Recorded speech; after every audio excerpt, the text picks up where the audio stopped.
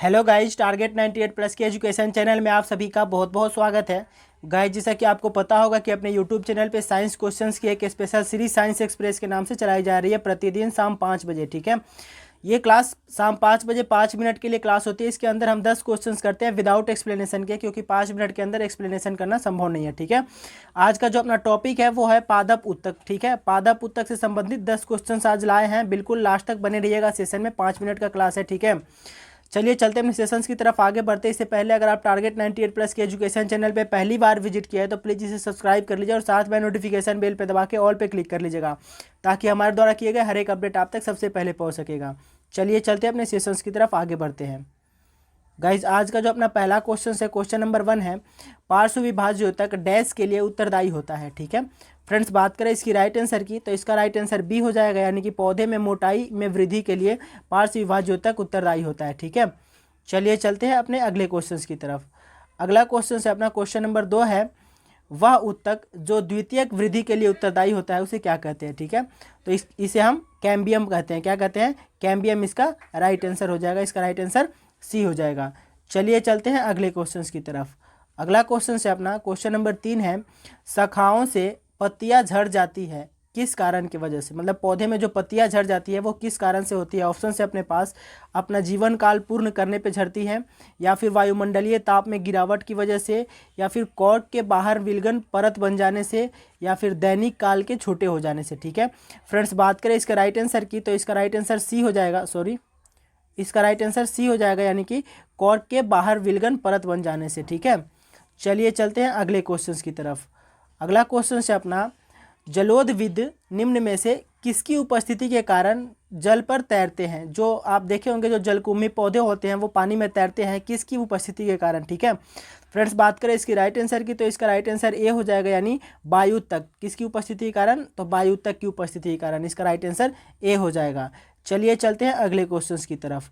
अगला क्वेश्चन है अपना, विलामेन की आवश्यकता होती है। ठीक है फ्रेंड्स, विलामेन की आवश्यकता किसके लिए होती है। ऑप्शन है अपने पास पौधे में श्वसन के लिए, या फिर उत्तक की सुरक्षा के लिए, या फिर नमी के अवशोषण के लिए, या फिर इनमें से कोई नहीं। ठीक है फ्रेंड्स, बात करें इसके राइट आंसर की तो इसका राइट आंसर सी हो जाएगा, यानी जो नमी होते हैं ना मिट्टी में उसको एब्जॉर्व करने के लिए विलामेन की आवश्यकता होती है। इसका राइट आंसर सी हो जाएगा।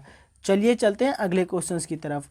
अगला क्वेश्चन है अपना, एक वृक्ष के पुराने तने की अनुप्रस्थ काटने पर 50 वार्षिक वलय मिलते हैं तो वृक्ष की आयु क्या होगी। ठीक है फ्रेंड्स, बात करें अगर वृक्ष के तने काटे जाते हैं, आपको पता होगा कि जो वृक्ष की आयु ज्ञात किए जाते हैं उसके वलयों के द्वारा ज्ञात किया जाता है। ठीक है, ऑप्शन में आपसे क्या पूछा है कि अनुप्रस्थ काटने पे उसमें 50 वार्षिक वलय मिलते हैं तो उसकी वृक्ष की आयु क्या होगी। तो इसके राइट आंसर सी हो जाएगा, यानी कि 50 वर्ष। एक वलय में 1 वर्ष इसकी आयु होती है वृक्ष की। ठीक है, चलिए चलते हैं अगले क्वेश्चन की तरफ।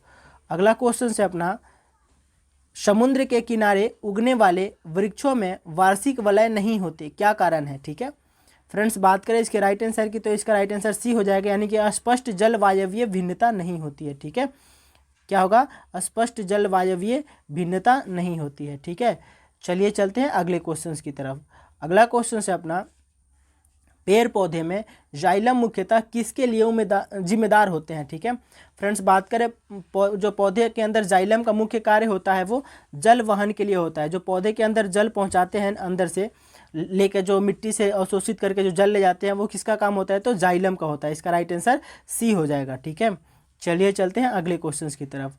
अगला क्वेश्चन है अपना, एक वृक्ष की आयु का पता किसके द्वारा लगाया जाता है। ठीक है फ्रेंड्स, बात करें वृक्षों की आयु के पता लगाने की तो इसे वार्षिक वलयों को गिनती करके लगाया जाता है। ठीक है, इसका राइट आंसर बी हो जाएगा। चलिए चलते हैं अगले क्वेश्चन की तरफ।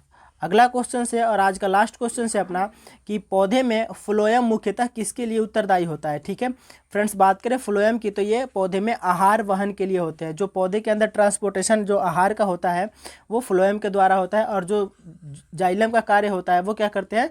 तो वो पानी को पौधे के अंदर पहुँचाने का काम करते हैं, और पौधे में जो खाने का जो भोजन पहुँचाते हैं वो फ्लोएम का काम होता है। ठीक है, तो thank you so much guys. Question कैसा लगा कमेंट बॉक्स में अवश्य बताइएगा, और शाम को प्रतिदिन रात 9 बजे अपनी क्लास होती है ब्रह्मास्त्र जी के। ठीक है, उसे आप अवश्य ही अटेंड कीजिएगा, बहुत ही इंपॉर्टेंट क्लास होता है। ठीक है, thank you so much, bye bye.